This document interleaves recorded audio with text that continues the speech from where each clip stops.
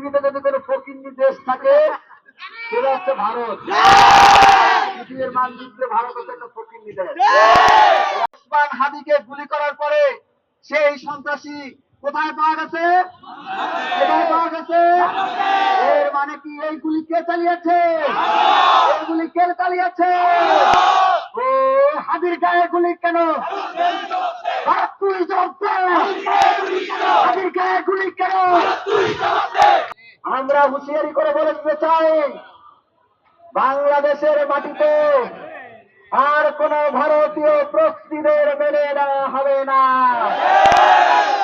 জুলাইয়ের 24-এ যেভাবে আমরা ভারতের প্রক্সি সেবাদাসী হাসিনাকে খেলে দিয়েছি, ঠিক একইভাবে ভারতের সকল প্রক্সিকে খেলে দেওয়া হবে এবং সিস্টার খেলে দেওয়া হবে। বিজেপির ভারতীয় দর্শনকে খেলে দেওয়া হবে, দিল্লির মিডিয়াকে খেলে দেওয়া হবে। বাংলাদেশ স্বাগত বন্ধুগণ, বক্তৃতা আর কি দেব? পৃথিবীতে যদি কোনো ফকিন্নি দেশ থাকে সেটা হচ্ছে ভারত। পৃথিবীর মানচিত্রে ভারত হচ্ছে একটা ফকিন্নি দেশ। এরা যেই পাতে খায় সেই পাতেই। সহযোগিতা বন্ধুগণ, আমি পরিসংখ্যান দেখছিলাম, ভারতের বাজেট যতটুকু তার 40% ওরা বাংলাদেশ থেকে নিয়ে যায়। প্রায় 1,20,000 কোটি টাকা ওরা প্রতি বছর বাংলাদেশ থেকে নিয়ে যায়।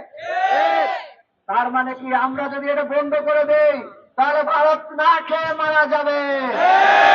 সেই ভারত আমাদের দয়ায় বাঁচে, আমাদের দয়ায় খায়, সেই ভারতের বাংলাদেশের দিকে চোখ রাখানোর কোনো সুযোগ নাই, কোনো সাহস নাই। সংগ্রামের সহযোগিতা বন্ধুগণ, আমাদের অত্যন্ত ব্যথা লাগে যে 2 সহস্রাধিক শহীদের রক্তের উপর দাঁড়িয়ে যে ইন্টারিমকে আমরা দায়িত্ব দিয়েছিলাম, সেই ইন্টারিমের দায়িত্ব ছিল ওই দিল্লি থেকে খুনি হাসিনাকে ফেরত নিয়ে আসা। কিন্তু এই নতজন পররাষ্ট্রমন্ত্রী তৌহিদ এখন পর্যন্ত ইন্ডিয়া থেকে হাসিনা এবং কসাইদেরকে ফেরত আনার কোনো পদক্ষেপ নেয় নাই। বাংলাদেশ সহযোগিতা বন্ধুগণ, শুধু সেটাও নয়, আমরা দেখলাম বাংলাদেশের নিরাপত্তা উপদেষ্টা ভারতে যে দিল্লির নিরাপত্তা উপদেষ্টা অজিত দোভালের সাথে গোপন বৈঠক করে। এটা জুলাইয়ের শহীদদের সাথে সুস্পষ্ট গাদ্দারি ছাড়া আর কিছুই নয়। আমরা তৌহিদের কাছে জবাব চাই, এখন পর্যন্ত ভারত থেকে এই কসাইদেরকে ফিরিয়ে আনার ব্যাপারে আপনি কোনো পদক্ষেপ নিলেন না কেন? আমরা সেটা জানতে চাই।